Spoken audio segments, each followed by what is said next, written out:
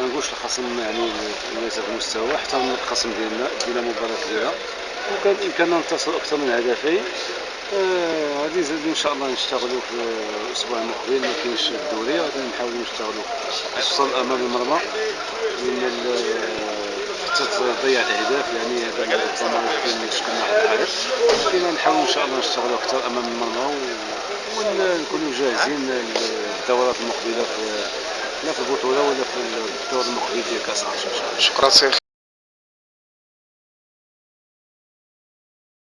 فرق المستوى ورغم قلة الإمكانيات، لكن الحمد لله حنا راضيين على المستوى اللي قدموه الفريق اليوم، وكما قلت لك غادي يجيو بعض اللاعبين الأسبوع المقبل غادي يحضروا يعززوا التركيبة البشرية ديالنا، أجنبيين. وكنظن لا خوف على فريق النادي الوطني في المستقبل إن شاء الله. يمكن أجنبي يمكن مغاربة، إذا باقي لحد الآن اتصالات، لكن إن شاء الله غادي يكون خير للمستقبل. شكرا سي خير، تبارك الله عليك.